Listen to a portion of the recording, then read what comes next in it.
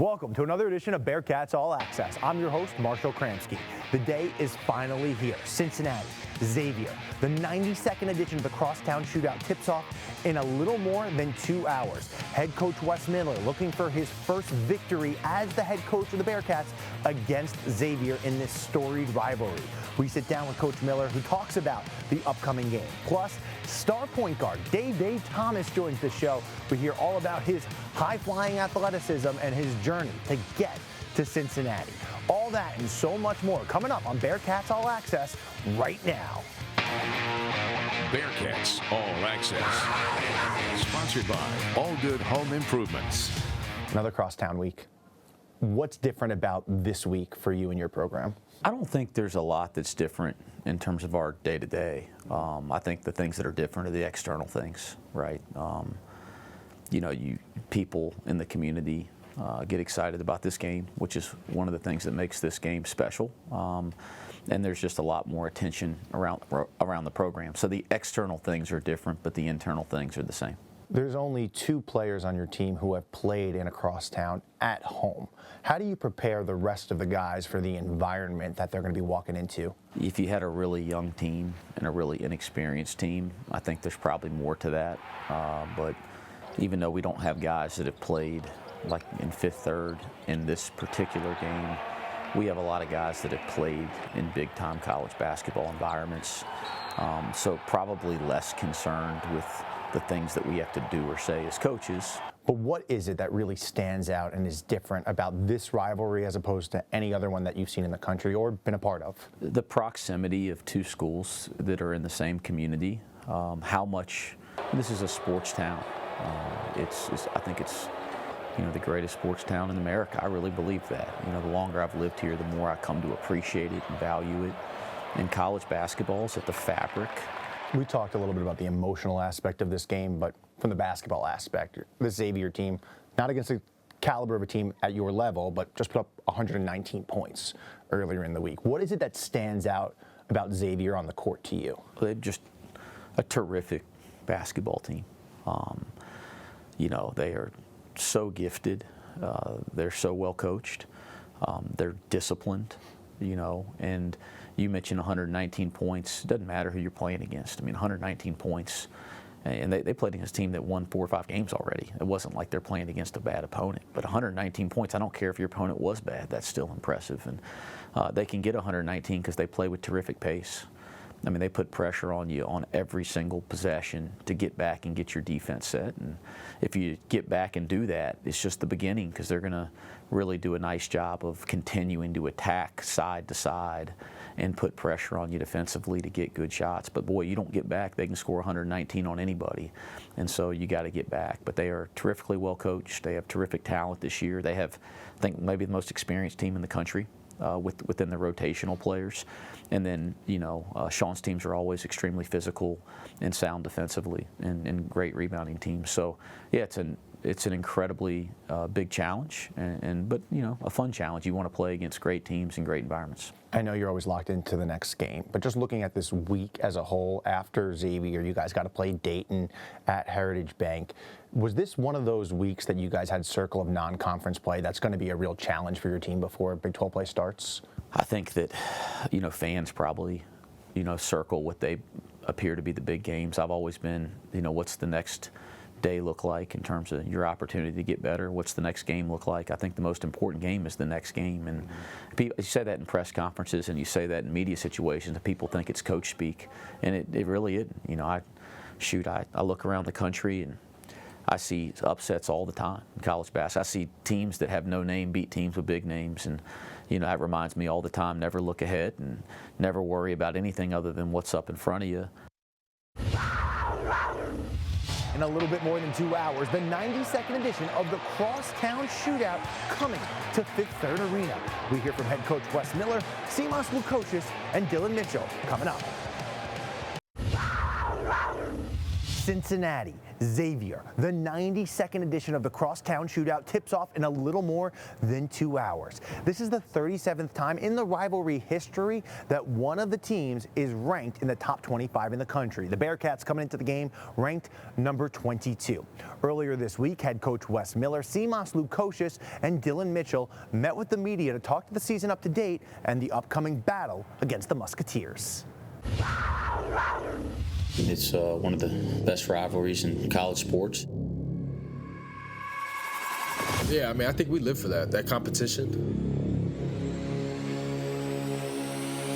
I mean, they get told enough, so everybody knows what it's about, and they don't need any extra motivation from me. Seeing the fans so into it, it's like showing how much they care about the game. It'll be fun for me, at least, to be on the other side of it.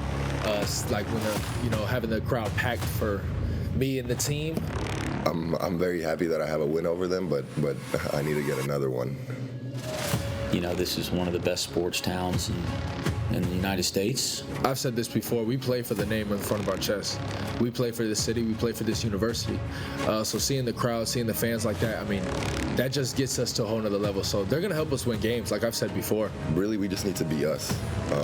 We're not, doing anything special to prepare for the game or making any big adjustments. If we just put our heads down and do our work and do what we're supposed to do every game, everything will be just fine. And you can prepare as much as you want to prepare for any game, but when you get into a competitive game, big time players, rise up, make big time plays, and things happen. Part of the work that you do all summer, all fall, all year is to prepare for dealing with those kind of moments. Anything that goes through the net, I'm happy with it. I just say the standard that Coach West has built.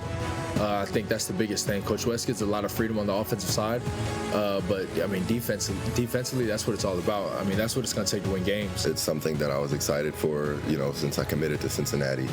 So I'm very glad where I am today and how everything's looking, and that I've been able to stay healthy so far this season. It's all about us right now. Like, we know this is a big game. We know the city's been waiting for this type of game. But I think as long as we focus on us, focus on what we can control and doing the things that we do every day in practice, it comes down to us doing what we got to do. Everyone's excited. That's all I can say. I mean, they want us to win. We want to win. There's not much else to be said. People in this community understand, the nature of this game, and certainly I do now after living here for 3.5 years.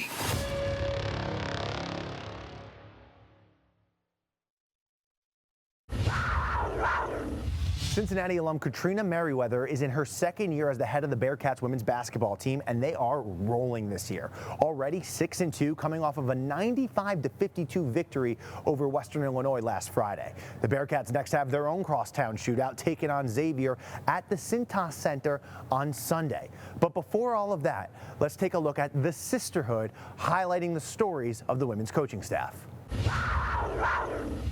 The amount of people who have been in our sisterhood, everybody has left a mark. The sisterhood. Sisterhood. Sisterhood. Sisterhood. Sisterhood is... It means that you're in something for the rest of your life. I am who I am because of who we all are.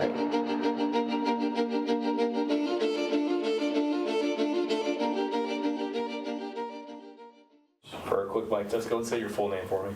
Abby Jump. Ashley Barlow. Katrina Merriweather. Katrina Merriweather. Meaning the sisterhood is just a family. I've known Trina, Abby, and Brina for a long time now because they're clearly sisters. I've known her since I was 8 years old, grew up with them from Indianapolis, so it's just a whole family thing.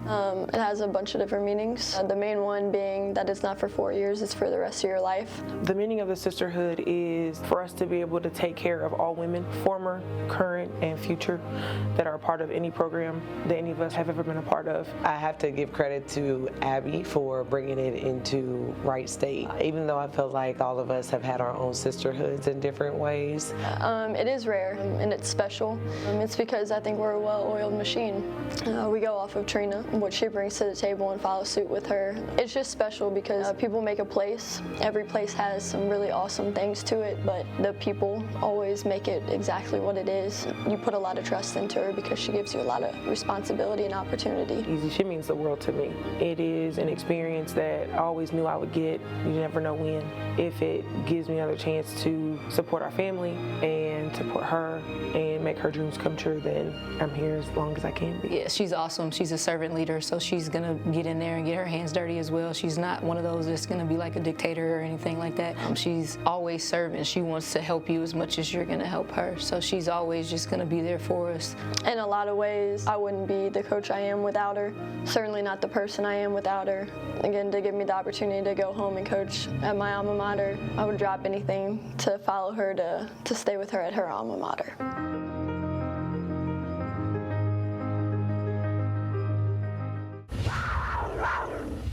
Dominating in her freshman season, Juliet Loriquente Hubner. She talks all about her All-American status and her journey coming up on Bearcats All Access. There's success, and then there's dominance. Track and field athlete Juliet Loriquente Hubner dominated for the Bearcats last season, earning All-American honors in both the heptathlon and the pentathlon. Juliet sat down with Dan Horde on the Let's Rain podcast. Let's check it out. Our next guest on this episode is a UC sophomore who earned All-American honors in track as a freshman, Juliet Loriquente Hubner. You earned All-American honors last year as a freshman in the pentathlon, 5 events, the heptathlon, 7 events. How did you become interested in all of those things? So javelin and hurdling and all the things required to do those events. I actually in high school only did high jump, long jump, triple jump, hurdles, and the 200. And then once I started getting recruited, they started mentioning the multis. So it wasn't really like something that was on my radar going through high school. I was really interested in just doing the jumps in college, mainly high jump and triple. But I mean, it came to be that I happened to be very good at all of those events in my senior year of high school, and then they recruited me for that. So yeah, I never threw in high school. I still, it's a learning curve for sure, but yeah, it's all really fun. How do you train to do so many different things? We have about 2 practices a day, not counting lifts. So Fridays are a heavy day, so we'll have 2 practices, javelin in the morning, and then like a really hard workout in the afternoon, and then we'll have lifts later. But it's about 2 to 3 events per day. Yeah, it's a lot. So we'll do like high jump and shot put, or javelin and running, like I told you, long jump, and like a sprint workout. So just kind of mixing of everything. All right. In high school, you accomplished something I didn't think was possible.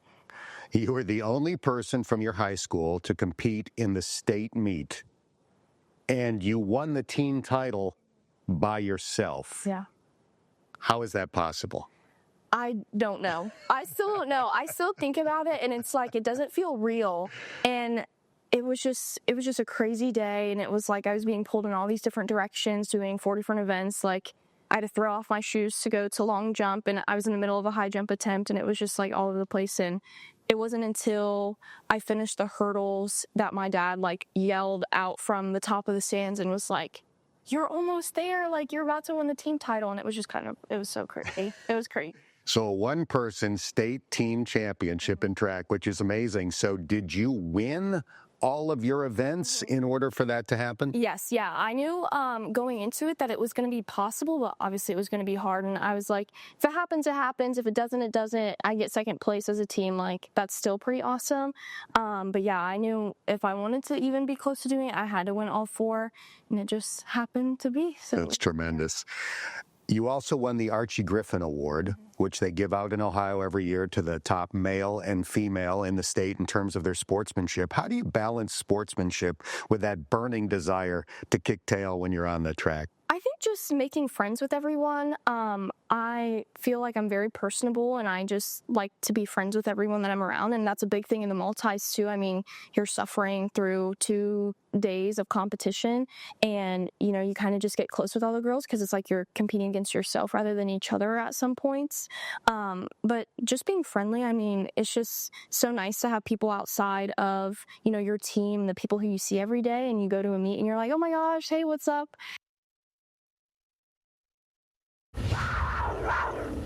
The high-flying point guard for the Cincinnati Bearcats, Day Thomas, talks about motivation and his time as a Bearcat. Coming up on Bearcats All Access. Day-Day, you've had quite the career going from only one Division I offer all the way to JUCO to now Cincinnati. When you take a second, your final year of college basketball, and look back at it, how would you describe it? It was kind of rough, you know, just being a kid and only having one offer, and you see most people's getting offers around you, and you wonder why you're not getting recruited growing up. Then just taking a chance with one JUCO offer, and then just going off to Texas by yourself. It was kind of a struggle, just being out there by myself, just never being far away from home, trying to get used to a new environment. You know, it was kind of tough, but the biggest thing was just staying patient, just waiting for my time to come. What kept your motivation when it seemed like all the odds were stacked against you and you're the only one who believed in you? My mom stayed in my head. My mom and my brother stayed in my head. They always just tell me, keep going, never give up, just stay the course, your time gonna come. So that was the biggest thing, just my mom just staying in my head. Day-Day. Where does the name come from? I was called that since like I was a baby. Like I got a picture where my mom just had my name spelled out on my baby picture, so I just grew up as Day-Day. Nobody ever called me Davion. Most people don't even know my name, Davion. So Day-Day, such a unique name. The fans here love it. They love chanting Day-Day. What is your definition of Day-Day? I don't know. I just always been called Day-Day, so like, when somebody call me Davion, I feel like I did something wrong, so I'm always questioning myself, like, what I did wrong? Like, why you calling me Davion? So, I don't know. I've always been called Day-Day, so I'm kind of used to Day-Day, really. On the court, you're one of the most electric players to watch. What's your favorite part of your game? Of my game, defense. I love defense. So That's a coach answer. Nah, that's actually me. I mean, I always just have that mindset, like, I can't let this person score. I can't let this person score. So like, the biggest thing is I gotta lock their point guard up. Like the person I'm guarding, I have to lock them up. So yeah, that's why in the game you always just see me smiling. I'm trying to pick up full court, just ready to put ball pressure on the ball. So that's probably why you and Coach Miller get along. Yeah, a lot. You know, Coach love defense. That's all he preach about is defense. I talk to your teammates. You're an ultimate vibes guy. You're that locker room guy that people want to go to war with. How do you create that personality to help bring a team together to keep the vibes high no matter how high or low you guys are? I always just try to tell my teammates we can't get comfortable no matter what it is. You know, just having that dog mentality, like, we got to keep going, like, never get too comfortable. Either we up, no matter how much we up, just always have that dog mentality, run the score up on anybody we can. So just trying to teach and preach my teammates, like, you can't get comfortable. Later today, crosstown shootout, your first one at Fifth Third. What are you most looking forward to? Really just looking for the student session to be packed out, the fans coming to show love and support. I really love how, like, the fans come and be loud in the gym. So really just ready for the game to start. You know, last year it was a big upset, so this year hopefully, you know, it'll be a change around Fifth Third. We got to win this game. Like, this is what the city talking about. This is what everybody wanted to see. So we just trying to stack how many days we can, you know, just leave with the win. Earlier this week, the University of Cincinnati celebrated their December commencement. Among the students graduating, 22 of them were Bearcat football players, including defensive tackle Dante Corleone, who just announced he's coming back for his 5th season, as well as offensive lineman Luke Kandra. He graduated with an MBA. Both players making all Big 12 teams just this past season. Let's hear from the student athletes as well as the Student Athlete Support Services team. Keys to Success, sponsored by Columbia Hyundai and Genesis of Montgomery. Graduation's the pinnacle of what we do. It's the best part about it, right? You've been in one place for so long and you've seen the evolution. Just a kid from high school not really expecting to do anything with his life, not expect to go to college. They've always helped me develop as a student, giving me a place to study, a quiet place where I can focus and ask questions and not be scared to get help. Just seeing the growth that he's made from stepping stepping foot on campus, 3.5 years ago. He's graduating a semester early, and I think just seeing him grow into a more confident person outside of football has been really huge. I started teaching him when he stepped on campus. This is a story that I've been wanting him to tell for a while. He gets a lot of recognition on the football field. You tell everybody that comes in as a freshman they're going to have a movie script, and you don't know what that movie is going to be for each of them. You don't know how it's going to go. You have injuries, you have ups and downs. They all write what they want their career to be, and at the end of 4 years or whatever, they get a chance to look back, and I think Dante's a perfect example. He never would have thought the movie that's ending Friday would be what it is now. I would never expect this to happen, but I'm here now. I'm very proud of myself and all the work I got to.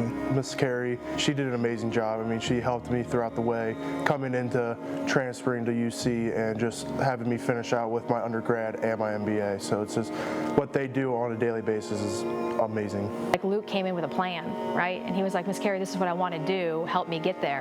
And so that's easy. You kind of see the finish line, and then you help put the puzzle pieces together. And then you just say, here's the plan, Luke, go. And that's exactly what he did. What makes UC special is the feeling of family and the true one-team ideology. I stepped foot on campus in 2017 as a student athlete myself, and I felt the one-team environment from the beginning. I've always felt supported, and it made me want to support my student athletes the same way. And I've just always felt that sense of pride and belonging at UC, and that's why I've never left. Working on my MBA while in football season, off season, it was really kind of tough because trying to finish it in 1 year, having the classes add up, you really have to have really good time management. And I think with the help of the SAS, the coaching staff, it really helped lay out that schedule and that routine to help me get through this. The great support system that we have, just the network that I've built while I've been here, it's just great people throughout campus, throughout the athletic department and all that. My mom sent me a big paragraph yesterday telling her how proud she is of me. She saw me go through all the struggles in school, just getting kicked out of school sometimes, just not getting the right help. But in Cincinnati, I got the right help, and I think my mom sees that and she cherishes that, and I know she's going to give me a big hug on Friday.